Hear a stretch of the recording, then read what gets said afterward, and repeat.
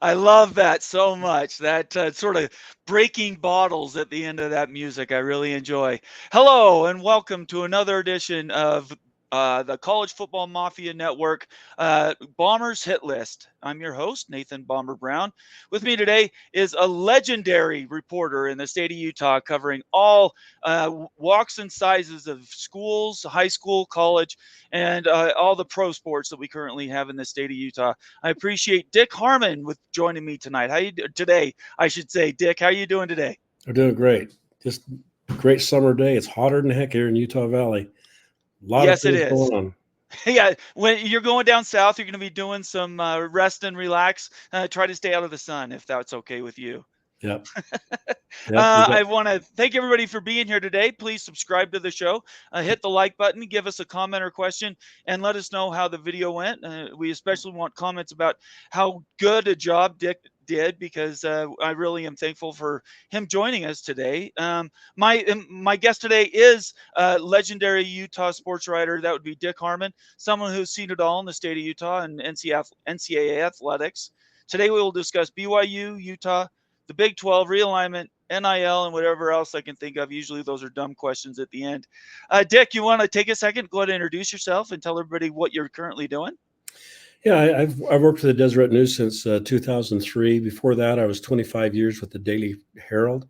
I was a sports editor there, and before that, got into this in college at the Daily Universe. I was sports editor there, and worked with some other reporters coming up like Gifford Nielsen, and um, just a lot of fun. It's been a lot of fun to be in the journalism business. There's a lot of changes that have happened over the past 45 years. A lot of it good, a lot of it not so good, a lot of it harder, and a lot of it less meaningful. But with the advent of the internet and social media, you got to be on top of things. It's not a 24-hour news cycle now. It's a matter of seconds. So it's been a lot of fun. Got to know some tremendous people, some great athletes and coaches, made a lot of friends. It's just been just a lot of fun to be in this business. Well, I appreciate you taking the time to meet with me today. I've been chasing you for a little while, and I'm pretty persistent. I've had Bob Thompson. I've gotten to him eventually. Nice. There's other people, Jim Williams, another legendary Yep. reporter, has been on the show several times. He's been a very big advocate for our show and support for me. So I am a dogged guy. So if I bug you, all you have to do is tell me on Twitter to leave you alone, and I'll do that. That's fine.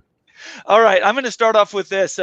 We've had a crazy 36 months to get where we are today in college football, specifically with realignment and everything that has been going on over the last 3 years. It's been pretty remarkable. Really quick, we had the OU UT leave, obviously the Big 12. USC UCLA left the Pac-12, and I don't even want to talk about what happened with Oregon and Washington. And then of course BYU and Utah are now both back in the same conference in the Big 12, and I'm very grateful for that.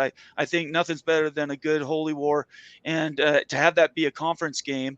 Now the ACC is on the clock. In your wildest dreams, could you have predicted any of this in the summer of 2020, which obviously started with COVID?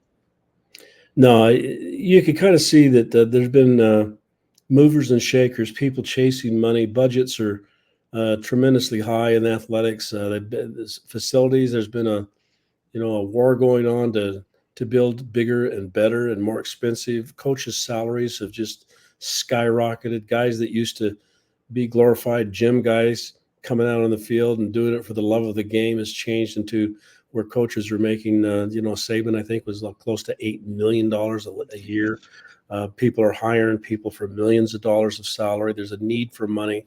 There's very few college football programs that are actually running in the black. BYU happens to be one of them, but a lot of them are under the water. UCLA, what, 100 million plus? Yeah. Now they got to pay $10 million to University of California for leaving them and jumping to the Big Ten. So, you can see that people are hunting that coin. They're hunting money. And I think as soon as somebody comes along and says, "Hey, join us," here's going to be a pot of gold at the end of the thing. They're just jumping, and they're not thinking of it, and that's not good. You're seeing a lot of you're seeing a lot of traditional rivalries. BYU Utah is, a good example of it. That just have just kind of gone flatline because of this. And you look across the Midwest, same things happen with Texas, uh, and Nebraska, or Oklahoma, Nebraska, Colorado, Oklahoma. I mean, it's just a mess. Um, but you could kind of see it happening, but not to this extent. Not that the ACC is on the verge of just collapsing and just being picked apart, just like carry on and a highway. It's just I don't know. It leaves a very sour taste in your mouth. You sound depressed.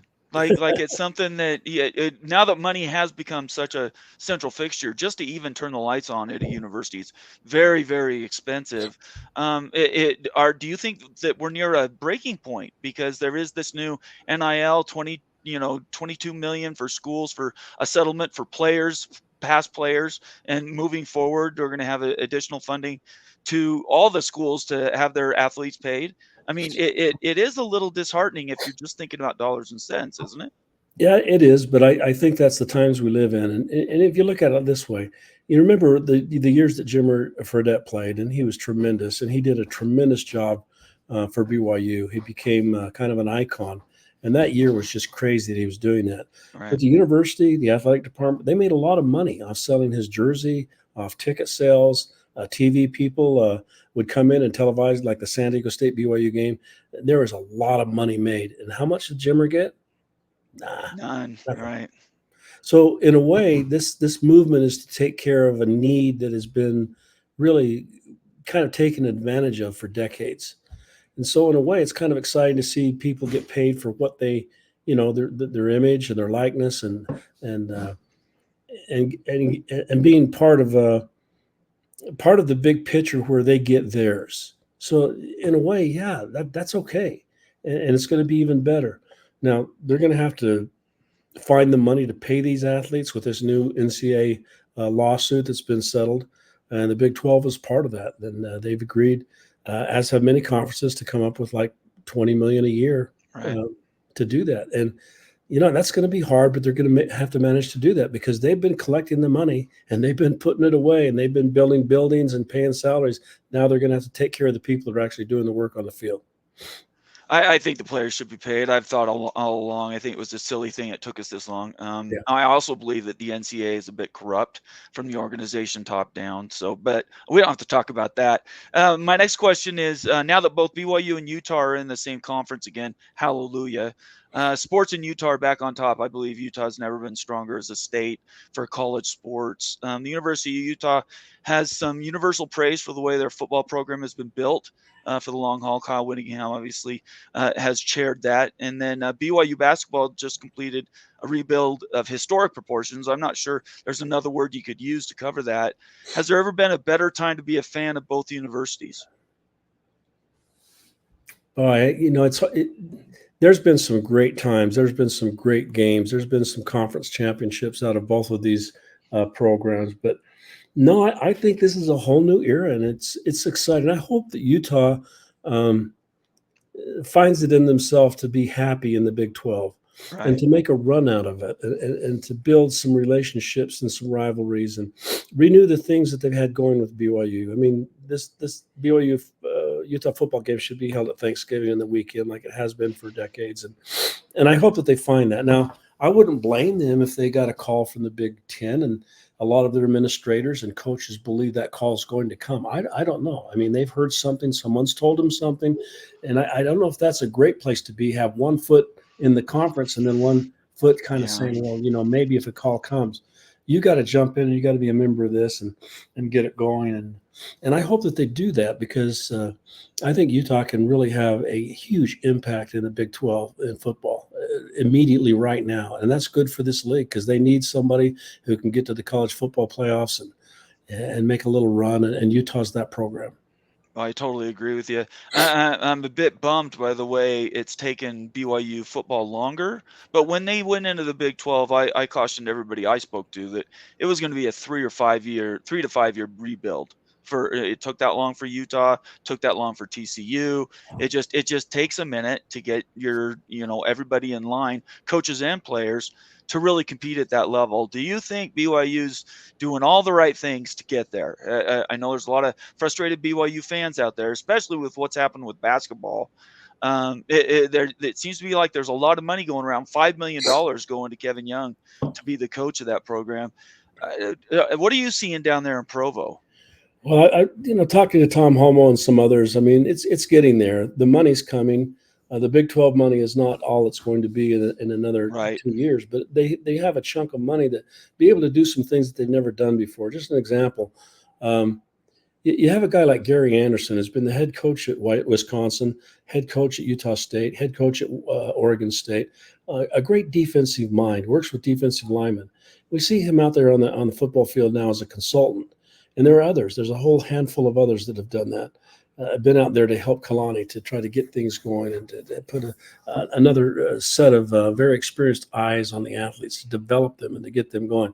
BYU still, I think they're shifting to go and maybe get more 4-star players, right. 3-star and 4-star, which some of those 4-stars they just haven't been able to get. But they're doing that now. As you look at the commitments that have come in lately, I think it's been gradually building up to where their talent is better and deeper. But you've also got the coaching aspect of this. TJ Woods, they brought him in for the offensive line because, let's face it, Darryl Funk just didn't get the job done. Boy, that was 3 years of pain. It was painful to watch last year when they would have 3rd and 1, and they couldn't get it. They couldn't push the line of scrimmage in that. The West Virginia game was a bloodbath. Yeah, I watched that for 5 minutes. I was like, this is. Yeah. Anyway, keep going. I didn't mean to interrupt you. No, you're right. And TCU game. I mean, things like that just shouldn't happen. So I think that the money's been spread around to get some other people to help them. They brought in Gilbride to coach the tight ends. Here's a guy that's been in the NFL for 12 years. Right. He has a Super Bowl ring, and you got some really talent there. You got Jacob Bauer and Reiner Swenson. These guys are studs. And I can see how BYU football is going to integrate a lot of different things that they haven't done the last few years. One of them using the tight end with a guy who has some NFL experience, and they're going to do some different thing with formations. They've hinted at this. They haven't dropped the total bomb on us to understand what they're going to do offensively, but it's going to be a little bit different, and they're going to take advantage of the talent that they have. And these tight ends that they have, they're fast, they're big, they're strong, they're NFL probably prospects someday. And Aaron Roderick knows that this is something that they have to do. It's part of BYU's. BYU can recruit tight ends. They can recruit linebackers. They can recruit offensive linemen. Where they have trouble is cornerbacks, defensive ends, and defensive tackles. Yeah. And so they got to work on that. But they can take what they have and maybe push that into an area that's going to be extremely productive, even explosive. And I think that's something that's going to be exciting to watch this summer and fall. I sure hope so. The Big 12 has been resurgent since OU and UT left. Obviously, the 4 schools come in, and then you have the 4 corners that have joined since then. They're sitting quite nicely, in my opinion, compared to where the ACC is at. It's ironic. The Big 12 is the one they thought would disappear the quickest, and in fact, it's the one that's going to last the longest because the other conferences couldn't handle losing those top brands. There wasn't enough schools to backfill at the G5 and even other P5 conferences. So if you're Brett Yormark, what would your next step be to try and protect the brand and the universities that are members? That's a good question because obviously it looks like there's going to be a super conference. So there's going to be 64 or 65 or 70 teams. And it's moving towards that direction when I think the TV contracts come due and they're renegotiated. There might just be one great big super conference. That might be break into 2. I don't know if there's going to be 4. And I think there'll be 3, actually. That's my guess. Yeah. Yeah. And so you got to look over the ACC pickings and see what fits. And if there's something there, go ahead and get it. The inventory is dwindling for quality athletic programs that can be productive and be challenging and have that name brand for the TV. And so I think Yormark's got to look that over and make a pick. And that's just the way it is. You kind of hate to see things expand into the 20s, 18 teams, 20, but that's kind of where things have headed. And if it means more for your TV revenue, And this revenue sharing thing, this model that they're talking about to have a hedge fund invested I in, was gonna ask you about the private equity yeah, piece. Yeah, the private equity thing is an interesting thing. We've seen how it could destroy companies. right. We've seen how they've come in and picked things over and just totally ruin it. But on the other hand, that infusion of revenue, in addition to the revenue that's coming in from TV, and that could be a great asset for teams that are struggling right now, and for programs that are in the red.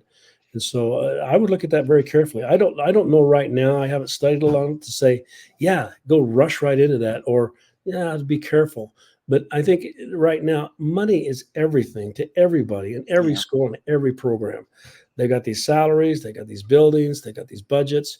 And so if it helps them to get in a foothold and maybe go closer to the SEC and the Big Ten and the revenue they're doing, then I think you got to do that. Private equity, just not to jump off that, one more thing.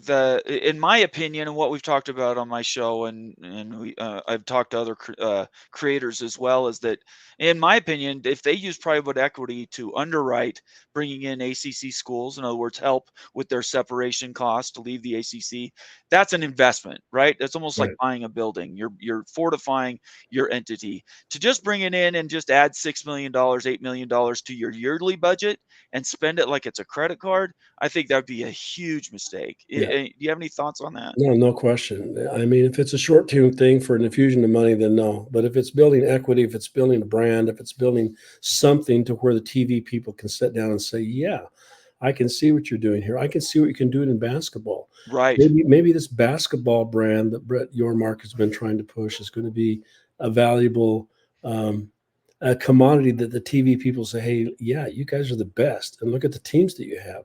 Let's build something around and give you guys more money because we'll have you guys on TV, 3 or 4 times a week. And the ACC is rich in basketball tradition, and that might be something in investing in that and making it grow. And if it means a pot of gold at the end of the TV negotiations, then yeah, they ought to do that. I But think short term, I'm with you. Short term, if it's just to get money to cover costs and that, no, don't give up. Don't give up that. I love it. Thank you for agreeing with me. It makes me feel important. Just a couple more questions here. I know your time is short. Speaking on realignment, someone said the current environment may have been prevented by a more strong or better structured NCAA organization or different choices by the conferences. Would you agree with that assessment, or do you think we'd end up at this rate no matter what with the Big 12 and SEC regardless of what has happened and transpired in the past? Were we always supposed to be here, Dick? That's a good question. I think the way people have some conferences have become predators. It's always better to get this team or that team, or Right. let's diminish our neighboring conference because we can get more and let's make them less. There's been a prevalent thing going on in the SEC and the Big Ten for a long time, especially the SEC. When they took Missouri, when they took Arkansas, um, when they've moved with Texas A&M and now Oklahoma and Texas. I mean, that's warfare Yeah. when you take those brands out of another conference. And I think it's pure selfishness. I think it's greed. And I think that those are some of the things that are just ruling things right now. And so you gotta be cutthroat. And other conferences have now become cutthroat. And the Pac-12, which I think is a tremendous conference with tremendous history, has just been cannibalized down to almost nothing. Yeah. And that's sad. That's sad. And I think Utah's been fortunate to fall on their feet, and so have the Four Corner schools. And I remember back in the days in the '70s when Arizona State and Arizona were part of a league with BYU and Right. Utah, and there were some fun times and some great games. And then that all went away and people moved on. But I think that, at least for me in covering things, I'm excited to see those teams back in and playing together in this part of the country. And it's going to help with travel costs and a lot of other things. And regionally, it's going to be easy to go down to Arizona and maybe over to Colorado. And of course, Utah being here, it makes it easier for BYU to schedule games and to travel. So it's going to be a good thing. I feel very, very poorly about Washington State and Oregon State getting Absolutely. screwed. I'm from Absolutely. Washington. I grew up in the Pacific Northwest, and that's just brutal. I can't tell you how much I hate that. And actually, I think there might this is my second to last question. The ACC by this time next year, do you think it's an autonomous league?